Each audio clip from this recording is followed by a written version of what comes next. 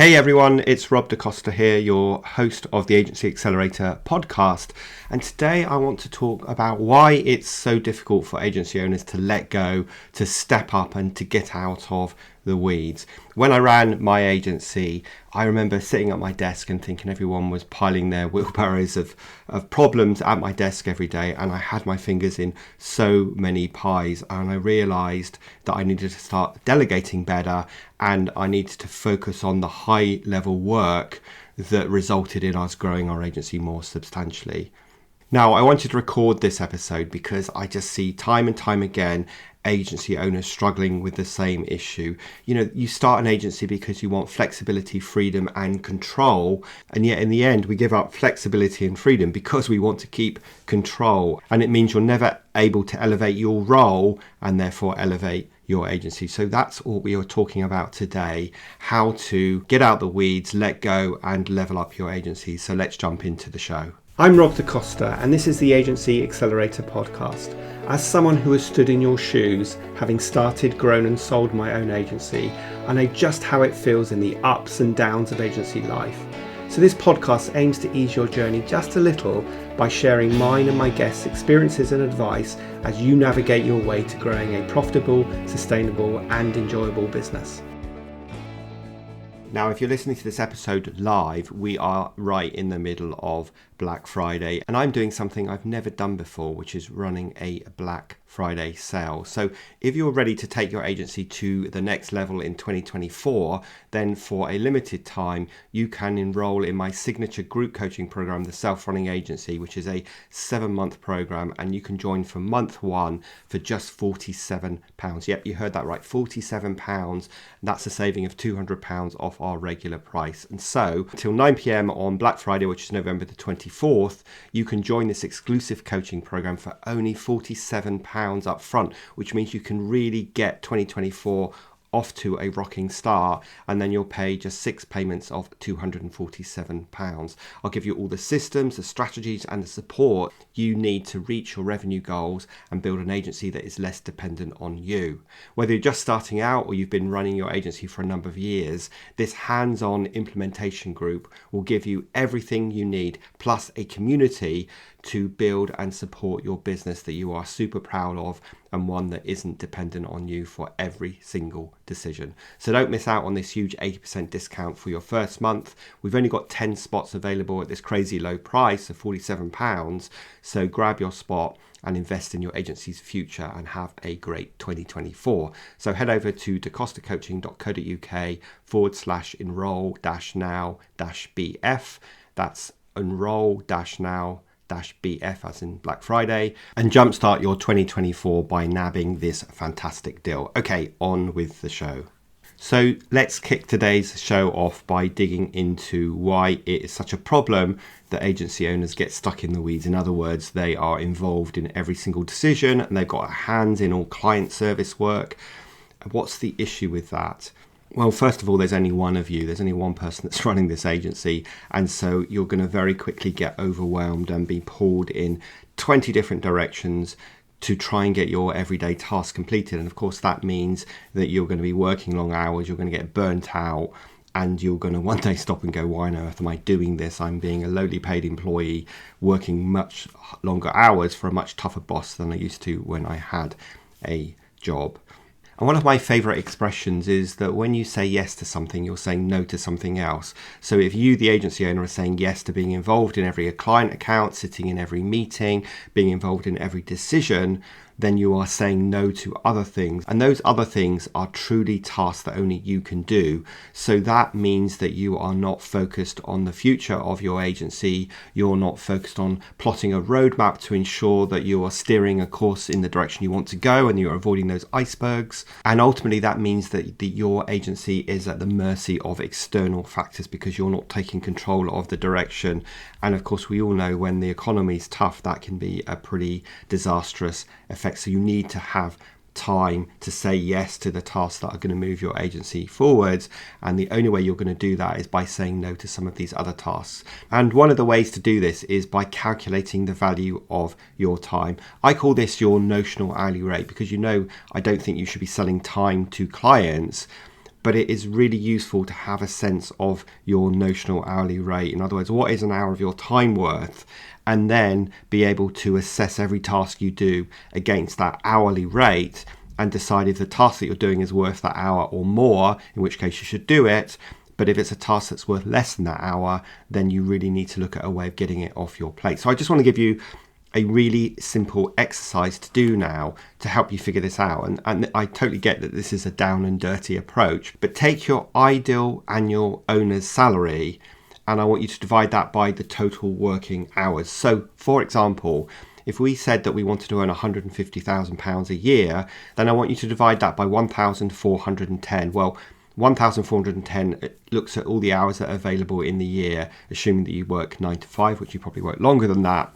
And it also assumes you take 4 weeks holiday, which I really hope you do. So if you take your ideal target salary, so we're going to say 150,000 in this case, divide it by 1,410, and it gives you an hourly rate of £106 an hour. Now, as I said, the goal isn't to bill your clients at this rate, although of course you could, but it's really to use it as a benchmark for decision making. Because as I said, any tasks that are worth less than £106 an hour, you need to look at a way of getting them off your plate, delegating them, stopping them, or automating them. Okay, that's great in theory, but I certainly know that 50% of running a successful agency is having the right mindset. So the agency owner has to be willing to let go. So why is it so hard for agency owners to actually let go and delegate? Well, of course, understandably, they have a fear of losing control. They have a fear of not good enough quality going out and that hurting their brand. They run this mindset of thinking people won't do it as well as me or as fast as me, which of course is asking the wrong question. Sometimes they lack the trust in employees. Sometimes there's a big skills gap between the employees and the agency owner. Agency owners also are kind of control freaks and are alpha type characters. So they have a perfectionist tendency, they have difficulty in letting go, and there's a tendency for them to micromanage their staff. So these are all kind of amber warning lights for you. And remember, you're not asking the question, will someone do it as fast or as well as me? You're asking the question, will they do it well enough so that the client is happy and we can deliver the work on time and to a reasonable quality? So I want you to challenge your mindset because, as I said, 50% of running a successful agency is getting the right mindset. So challenge your mindset if you're running any of these thoughts, and obviously make sure that you are a fantastic delegator and you are communicating really effectively so your team member completely understands what's expected, what good looks like, what the deliverable is, and what the time scale is. Now, obviously, the benefits of delegation kind of go without saying, but if you can get work off your plate, you can focus on those tasks that are worth more than £106 an hour, and you can spend more time in the strategic space, and that looks like plotting the future of your agency. It looks like being the figurehead, doing business development, doing sales and marketing, and having that plan and communicating and cajoling and managing your team to move them on the journey to the destination with you.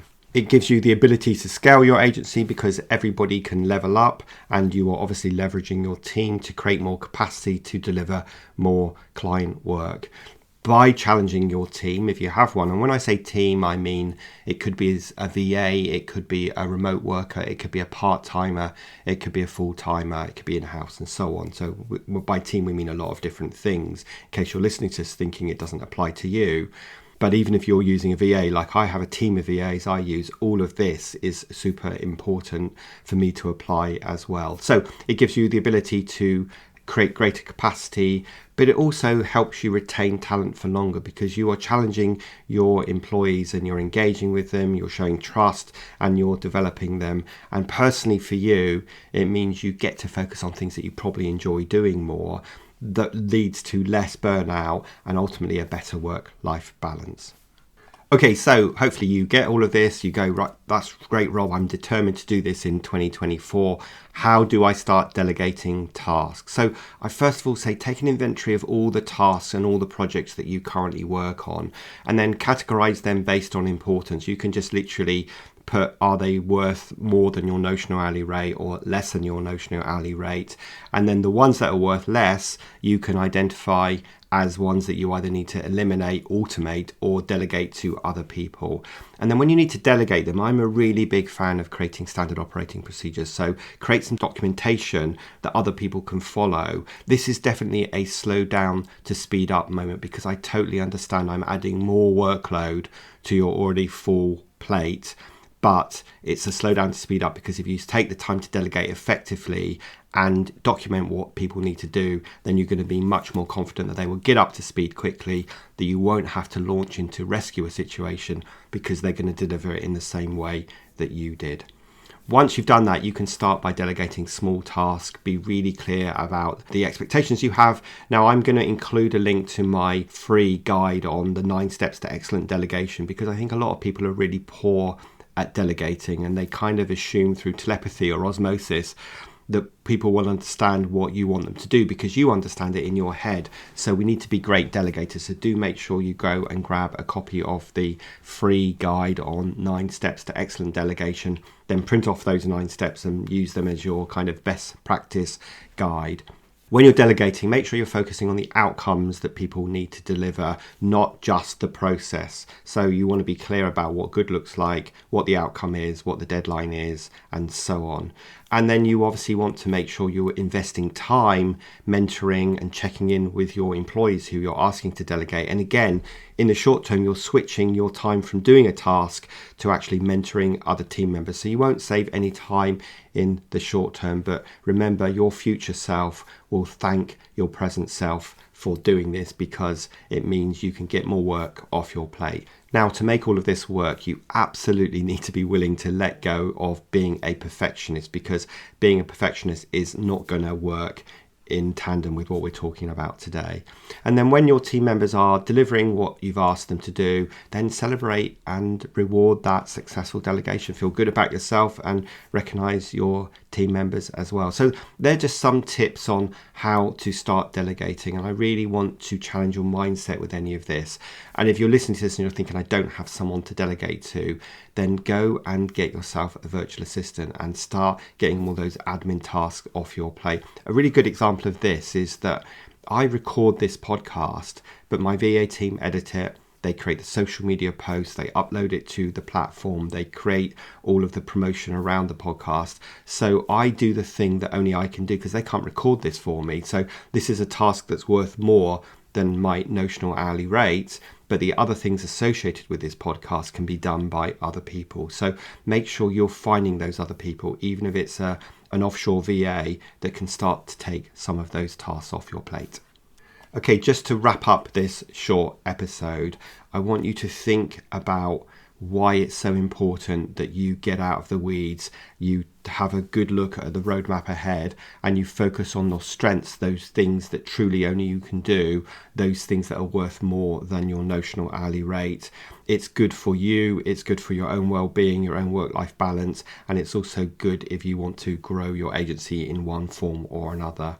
Use that simple exercise I gave you to work out what an hour of your time is by taking the ideal salary and dividing it by 1,410 to give you an idea of what your notional hourly rate is. Start documenting your tasks, assess them against that hourly rate, and then make sure you start to delegate. And as I say, grab a copy of the 9 Steps to Delegation guide that will be in the show notes. And of course, if you want more help with this, if you want to be surrounded by a group of other agency owners, then make sure you jump on that Black Friday offer that I talked about, joining my self-running agency implementation group, which teaches everything we've covered today in a ton more detail, and of course gives you all the tools and tips to run an agency, from planning to marketing to sales to retention to recruitment and to scaling your agency.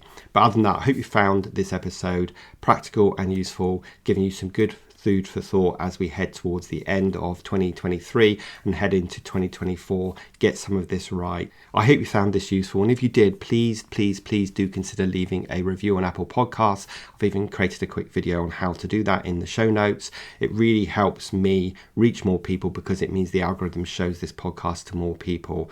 But other than that, have a great rest of your week, and I'll see you next Thursday for the next episode of the Agency Accelerator podcast.